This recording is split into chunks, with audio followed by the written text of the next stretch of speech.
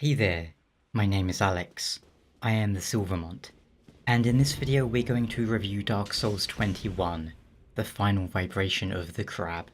I won't be able to show footage of the game on account of the Copyright Act following From Software's protracted legal battle against the Activision, but I'll illustrate some parts of the game to the best of my ability where I feel it appropriate. There will be a lot of spoilers, as it's almost impossible to talk about the game without spoiling something, due to the narrative being so heavily interwoven with the gameplay. Let's talk first about the gameplay, as well that's always been the main draw. The primary mechanic added into this one is the foot gallery. It would seem that Miyazaki Prime only agreed to work on the game if he was allowed to indulge in this, particular interest of his. Since his robotic rebirth, the director of the series has definitely been more forthright when it comes to injecting his own beliefs and personal curiosities into the game in more and more direct ways. Still, gameplay-wise, the foot gallery is a system to increase your stats in additional ways. Whilst you can still collect souls and level up that way, if you use the Soul Snap device to take photos, in effect, of various NPCs' feet and hand them over to the legendary Big M, he will appraise them and increase one of your stats accordingly. However, if he doesn't like your picture, he can actually decrease your soul level, a bit like King Allant from way back in Demon's Souls. So it's a risk-reward sort of situation. The gains can be large, but so too can be the losses. Other than that, there hasn't been much new innovation. Quad wielding returns, having been a mainstay since the 18th game, I believe. One weapon in each hand and each foot. If you were hoping this would be the game where they finally improve magic or overhaul poise, well, you'll be disappointed. PvP invasions haven't changed much.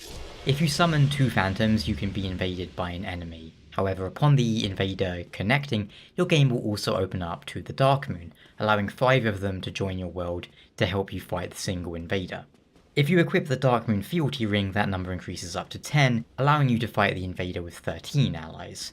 The rewards for invading have been tweaked now too. In addition to receiving 24 souls for every successful invasion, which is a flat number irrespective of level, you'll also be able to claim teeth from the target. Once you hand in enough teeth to Diamond Patches, he'll reward you with items such as firebombs and throwing knives. Although the exchange rate isn't good, you would need to win about 10 invasions for a single firebomb. The new levels and stages, well, hit and miss, honestly. The Red Fort is your typical Souls castle level and one of the highlights, as they usually are, whereas the Taint is, you guessed it, another Poison Swamp level. There's nothing really groundbreaking or new here, but the bosses, well, those fare a little better. Grand Ornstein in particular is a memorable battle that involves the longest boss intro cutscene in the franchise, clocking in at 32 minutes, as Ornstein narrates his history, including all 20 prior fights against him in the series. As for the final boss, the Pain of Ages, I found it rather underwhelming, especially with the soundtrack. There's also a point of some contention there. The series is still using synthesized instruments and hasn't really evolved since the first game. Music's always been no more than an afterthought, it feels like. Even after Miyazaki bought Square Enix's music division, he's done nothing with it other than have them make scores and scores of new Bloodborne soundtracks, all whilst refusing to put out an actual sequel for some reason. But at least it gave us some great tracks such as Mozart the Flying Bomber.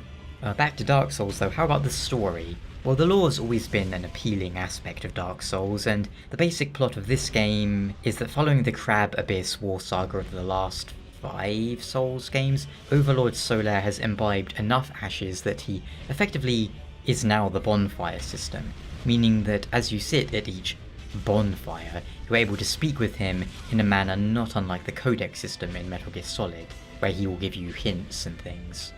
It's also inexplicably given him an appetite for crabs, so he sends the Smelly Zombie, that's the nom de guerre for the player character this time, out to find the last of the vibration crabs and harvest its meat, so that he has enough energy to activate the 4th linking of the first flame.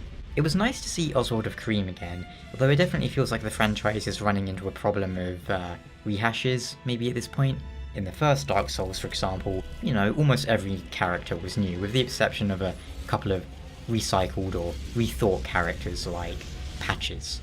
Dark Souls 2 had 4 throwbacks to the first game, which was about 9% of its cast of 42 NPCs. Then Dark Souls 3 had 35 NPCs and 17% of them were recycled. Now we have Dark Souls 21 and 108% of the NPCs are recycled. It's a little frustrating, but I suppose I shouldn't complain too much. All in all, it's a mediocre to okay game, no more than average, so I'm giving it a 9 out of 10 Game of the Year award. That about does it though. Can I suggest the game? I mean, if you like the first 20 and you don't mind a lack of innovation, then go for it. People are still enjoying, Madden 55 and all that, so I mean, why not? Until next time though, thanks for watching, and take care.